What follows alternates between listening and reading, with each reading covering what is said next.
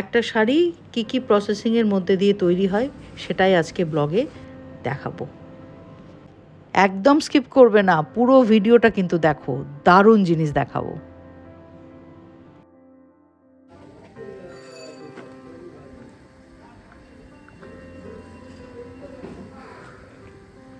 প্রচণ্ড গরম আজকে।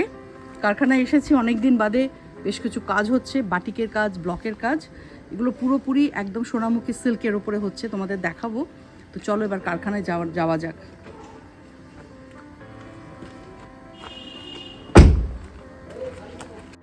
দেখো তসর কাতানের ওপর কি সুন্দর ব্লক প্রিন্ট হচ্ছে।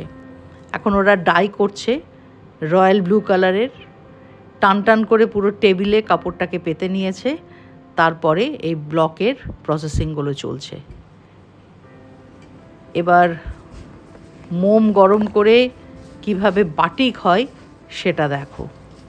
আমি যে বারবার করে বলি যে গরম মোমে তুলি ডুবিয়ে শিল্পীরা কি সুন্দর এঁকে চলেছে দেখো।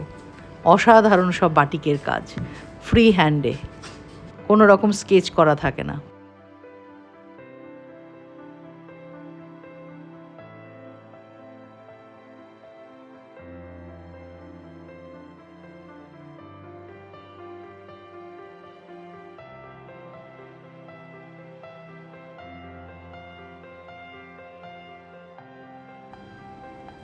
ব্লকটা হয়ে গেছে পুরো, করার পরে দেখো এরকম কলমকারির আঁচল,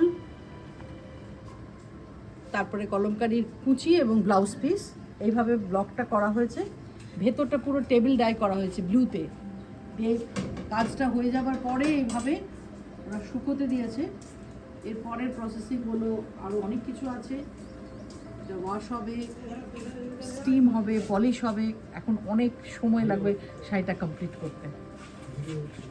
দেখো এটা একটা রাজস্থানি পটচিত্র, ব্লক কাটানো হয়েছে, ভীষণ সুন্দর ব্লক। এবং আমি এর আগেও বলেছি, একটি বাচ্চা মেয়ের হাতের আঁকা, তার আঁকা থেকে এই ব্লকটা কিন্তু কাটানো, যার জন্য এতটাই আনকমন। এই ব্লকটা পুরো এইভাবে প্যানেল প্যানেল করে হাফ পোর্শনে পুরো মারা হয়েছে, আঁচল থেকে পুরো হাফ পোর্শনে ব্লকটা মারা হয়েছে। কিছুটা দেখো এরকম জিগজ্যাগ মোটিভ, এটাতে আরও সুন্দর শাড়িটাকে আরও ভাইব্রেন্ট করে তুলেছে। এটা পুরো আঁচল, আলাদা করে আঁচল কিন্তু নেই, স্মার্টনেসটা আনার জন্য পুরো হাফ পোর্শনে সেম ব্লকটা গেছে। আর এটা স্লিভসে যাবে, পুরো রেড ডাই করা হয়েছে, জিগজ্যাগটা গেছে এতে বর্ডারে, এবং ব্লাউজ পিসটা পুরো ব্ল্যাক। এই দেখো ব্লাউজ পিস, এটা ব্ল্যাক করে তাতে এই বর্ডারটা করা হয়েছে। শাড়িটা যখন কমপ্লিট হবে অসম্ভব সুন্দর একটা লুক নেবে। এটা জাস্ট হয়েছে, কিন্তু একদম হয়েছে, এটা শুকিয়েও গেছে। এরপরে ওরা ওয়াশ করবে, তারপরে স্টিমিং করবে, পলিশিং করবে, তারপরে শাড়িটা কমপ্লিট হবে। বিউটিফুল শাড়ি একটা। এখন আমি দেখাবো মোম চিত্র বাটিক কিভাবে হয়। শিল্পীরা প্রথমে শাড়িটাকে ক্র্যাক বাটিক করে নেয়, যে ভেতরে যে ক্র্যাকগুলো দেখছো, এই ক্র্যাক বাটিকটা আগে করে নিতে হয়, তারপরে চলে পেন্টিংয়ের কাজ। এখানে তাই হয়েছে। আঁচলটা ওরা এখনও করছে, বডি পোর্শনটা রেডি হয়ে গেছে, দেখতেই পাচ্ছ। এটা আর একটা শাড়ি, এ দেখো ভেতরের ক্র্যাকগুলো দেখা যাচ্ছে, আর পেন্টিংটাও হয়ে গেছে, সুন্দরভাবে এখনও টাঙানো আছে। এবার রেডি হওয়ার পরে এর লুকটা একদম পাল্টে যাবে। এখন কিছুটা বোঝা যাচ্ছে কি কি কালার কম্বিনেশান হচ্ছে। লাস্ট ফিনিশিংয়ের টাচ আপ চলছে, এই যে ব্ল্যাক লিভগুলো দিচ্ছে, কালো রং ভরছে। এখানে পেন্টিংয়ের জন্য কালারগুলো সব রেডি করে রেখেছে। এখন অনেক কিছু মিক্সিং করতে হয় একটা কালার তৈরি করতে গেলে। এই বড় বড় ডিব্বাতে সব প্রচুর কালার ভরা আছে। গাম দিয়ে আমি প্রসেসিংগুলো দেখালে ভালো হতো, কিন্তু আজকে আর দেখানো সম্ভব না। সো এখন দেখো সব কালারগুলো রেডি করে রেখেছে শাড়িতে অ্যাপ্লাই করবার। এবার চলো কলমকারি পেন্টিং কিভাবে হয় তোমাদের দেখাই। এখানে শিল্পী কলমকারি পেন্টিং করছেন, স্কেচ করছেন, এইভাবে পুরো ড্রয়িং করে নিচ্ছেন শাড়িটার ওপরে। এরপরে বিভিন্ন কালার ভরা হবে। যে কলমকারি পেন্টিং এত ফেমাস তোমাদের কাছে, এইভাবেই করা হয়। প্রথমে স্কেচ করে নিয়ে তারপরে কালার ভরা হয়।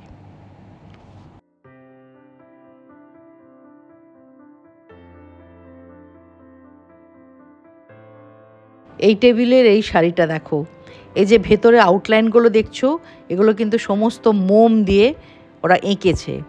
তার ভেতরে মোমটা শুকিয়ে যাওয়ার পরে এই যে কালার ভরা হচ্ছে, স্পঞ্জে করে কালারটা ভরে।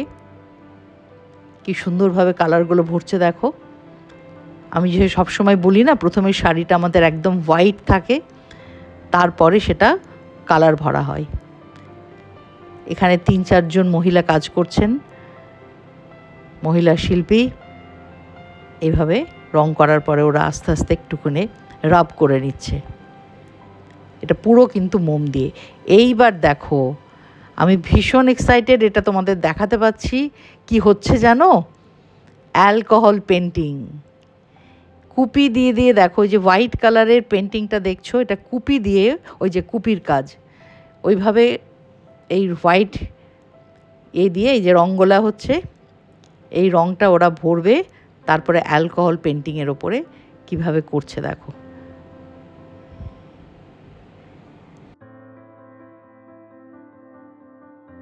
এখন দেখো আমি ব্লক বাটিকের কাজ দেখাবো মলমলের উপর।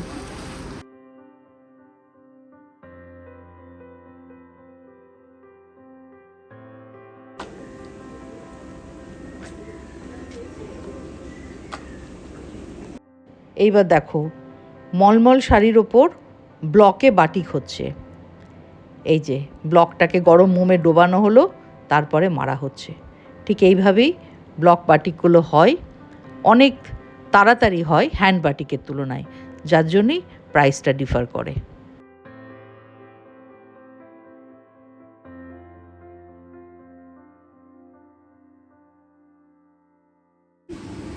এবার আমি তোমাদের দেখাবো বাটিক পেন্টিংটা করার পরে ওরা যে ডাই প্রসেসিংটা কিভাবে হয়।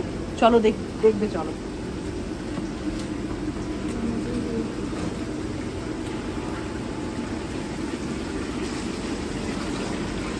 দেখো, প্রথমে বাটিকের ডিজাইনটা ওরা ন্যাপথলের জলে ডোবাচ্ছে। এটাতে না ডোবালে কিন্তু কালার ধরবে না। ন্যাপথলের জলে পুরো শাড়িটাকে ভালো করে ডোবানো হচ্ছে। তারপরে এটাকে তুলে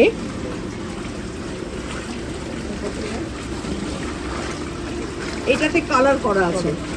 এক একটা ড্রামে এক একটা কালার করা থাকে। এবার এই কালারে ওরা চোবাচ্ছে। তারপরে যেটা হয়, এই রেখে দিল, পুরো রেখে দিল। এরপরে এই গরম জলের মধ্যে পুরো ফেলা হয় এবং সেখানে মোমগুলো ওয়াশ করা হয়। মোমগুলো পুরো ওয়াশ করা হয়, তারপরে ঠান্ডা জলে ধোয়া হয়। তারপরে ওইদিকে শুকোনোর জন্য কাপড়টা চলে যায়। এরপরে শুকোনোর পরে পলিশ, স্টিমিং সব কিছু হয়। মানে একটা শাড়ি, মানে মলমল বলো সিল্ক বলো, আমি যেটা বারবার বলি, প্রচুর খাটনি। একটা শাড়িতে যে কতটা খাটনি তোমরা না দেখলে বিশ্বাস করবে না। এই হচ্ছে এক একটা প্রসেসিংয়ের মধ্যে একটা শাড়ি বেরোয়। আর অক্লান্ত পরিশ্রম, প্রচণ্ড গরম। মানে গরম না হলে বাটিক করা যায় না। বৃষ্টি পড়লে বাটিক ভালো আসে না, কালার আসে না। প্রচণ্ড কষ্ট করে কিন্তু এক একটা শাড়ি তৈরি হয়, সেটা সিল্কি হোক, মলমল হোক, কটন হোক।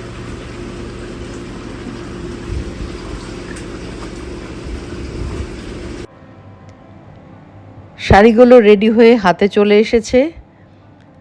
এটা হচ্ছে তাসার কাতানের ওপর রাজস্থানি ব্লক প্রিন্ট, যেটা আমি দেখিয়েছিলাম, পটচিত্র, রাজস্থানি পটচিত্র। শাড়ি রেডি হয়ে আসার পরে গ্লেজটা এবার দেখো, এটা ওয়াশ হয়েছে, পলিশিং হয়েছে, তারপরে শাড়িটার লুকটা এবং গ্লেজটা দেখো। আমি রিসেন্টলি একটা প্রোগ্রাম করেছি এগুলো দিয়ে, তোমরা দেখতে পাবে। এই হচ্ছে সেই ব্লকটা, কলমকারি ব্লক, যেটা আমি দেখিয়েছিলাম, তোমাদের নিশ্চয়ই মনে আছে। এবার দেখো কালারটা কি bright, royal blue and blue আর গ্রিন কলমকারি ব্লক। পুরো শাড়িটা আমি একটু খুলে দেখাবার চেষ্টা করছি যে বিফোর আর আফটার লুকটা কি হয়। শাড়ি যখন রেডি হয় তখন কোনো গ্লেজ থাকে না, এখন এর গ্লেজটা দেখো। Last but not the least, এই শাড়িটাকে চিনতে পারছো? সেই তসর কাতানে বাটিক। তখন বোঝাই যাচ্ছিল না, মোম দিয়ে ওরা আঁকছিল। আর এই দেখো কালার হওয়ার পরে কি ব্রাইট, কি বিউটিফুল। কেমন লাগলো আজকের ব্লগটা কমেন্ট করে জানিও, কিন্তু ভালো লেগে থাকলে চ্যানেলটাকে সাবস্ক্রাইব করে দিও। খুব শীঘ্রই এগুলোর ওপর আমার ইউটিউব চ্যানেলে ফুল এপিসোডস আসবে। আশা করছি তোমাদের সবার আজকের ব্লগটা ভালো লেগেছে। সাবধানে থেকো।